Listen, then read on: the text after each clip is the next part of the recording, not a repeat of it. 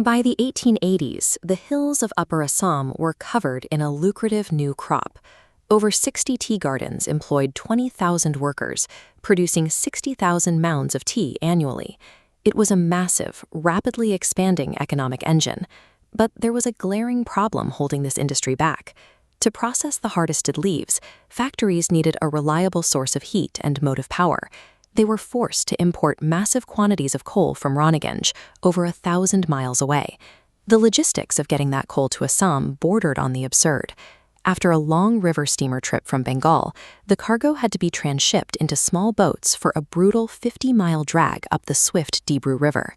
That final stretch alone inflated the cost of the fuel to more than 10 times its original pithead value. The bitter irony for the planters was that a massive, high-grade coal deposit sat largely untouched in the Makum field, directly adjacent to the tea estates. The regional economy was effectively starving for energy while sitting right next to an all-you-can-eat buffet, separated by only 25 miles of terrain. Bridging that 25-mile gap meant navigating a dense belt of virgin forest, and the Sadia Road, a 60-mile unmetalled dirt track that served as the region's main artery. During the monsoon season, that dirt track dissolved into a perfect slough of despond. Supply carts were regularly swallowed whole by the mud, leaving essential shipments of rice and machinery stranded in the jungle for weeks at a time.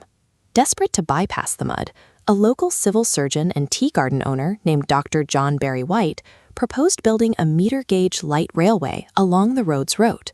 He issued a prospectus in London to raise the capital, but the investors balked. Hauling seasonal agricultural goods like tea and rice wouldn't generate enough steady, year-round traffic to justify the enormous cost of laying track through a rainforest.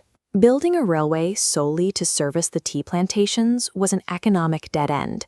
Without a constant stream of profitable freight, the project collapsed before a single rail was laid. The project sat dormant until an engineer named Benjamin Piercy reviewed the proposal in 1880. Piercy approached the Assam crisis as a broken economic equation. Solvency required the simultaneous launch of the railway, the coal mine, and a river steamer fleet, operated under a single corporate entity, the Assam Railways and Trading Company. This diagram shows the interdependent logic. The railway needs the coal for locomotive fuel and reliable freight.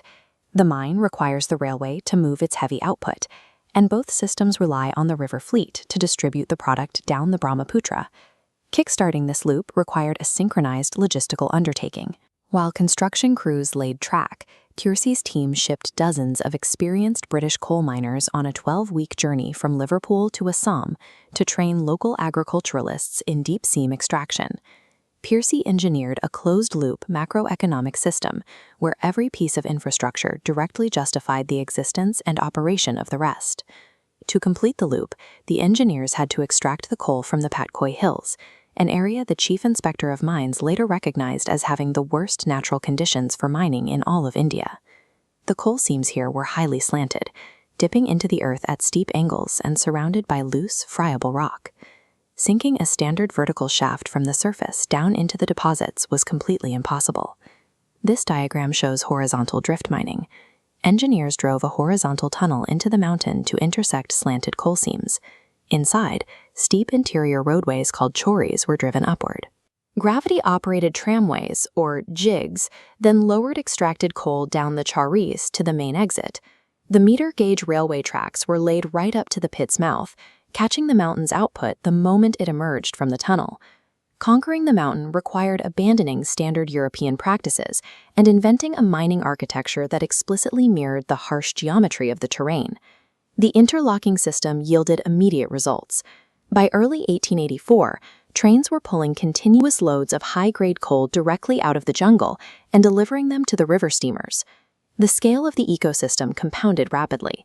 To maintain the expansion of the rail lines and underground tunnels, the company built a massive continuous brickworks solely to feed the construction demands of its own infrastructure.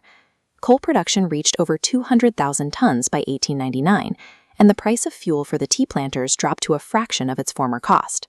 This three-part system of mine, rail, and river saved the tea industry from its energy crisis and permanently rewired the export capacity of Northeast India.